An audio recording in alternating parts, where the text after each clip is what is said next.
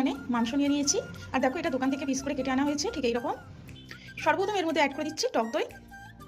তারপর এখানে অ্যাড করছি বড় চামচের 2 চামচ পরিমাণে আদা ও রসুন বাটা। তারপর এখানে অ্যাড করছি 1 বাটি পরিমাণে পেঁয়াজ বেরেস্তা। তোমরা চাইলে এখানে কাঁচা পেঁয়াজ ইউজ করতে পারো বা পেঁয়াজ বাটা। এখানে অ্যাড করছি এখন টমেটো কেচাপ। টমেটো কেচাপ দিলে কালারটা খুব সুন্দর আসে আর স্বাদটাও কিন্তু দ্বিগুণ হয়ে যায়। তারপর এখানে অ্যাড করছি 1 চা চামচ পরিমাণে দেখো ভর্তি করে বিরিয়ানির গুঁড়ো মশলা। এখানে কিন্তু আমি কোনো গোটা মশলা ইউজ করিনি, আমি কিন্তু সব গুঁড়ো মশলা ইউজ করছি, বিরিয়ানির যে গুঁড়ো মশলাগুলো লাগে আর কি। তো এক্সট্রা করে আর কোনো গোটা গরম মশলা আমি এখানে ইউজ করবো না, কারণ এই একটা মশলার মধ্যে কিন্তু সব কিছু দেওয়া আছে। আর তোমরা যদি চাও তো এই মশলা রেসিপি আমি পরে আপলোড করে দেবো, যদি তোমাদের রেসিপি লাগে তো আমাকে কমেন্টে লিখে জানাতে পারো।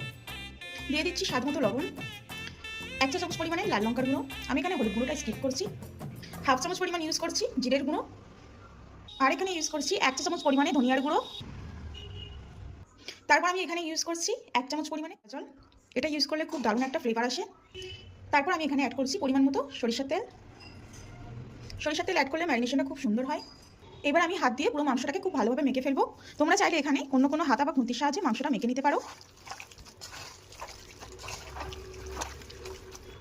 শুধুমাত্র এই কয়েকটা উপকরণ দিয়েই কিন্তু বিরিয়ানির মাংসটা খুব সুন্দরভাবে ম্যারিনেশন করা হয়েছে। অবশ্যই আমাকে ফলো করে নাও ফেসবুক ও ইনস্টাগ্রামে। আর আরও নতুন নতুন রেসিপি দেখতে হলে আমার ইউটিউব চ্যানেলে জয়েন করে নাও। ধন্যবাদ সম্পূর্ণ রেসিপিটি দেখার জন্য।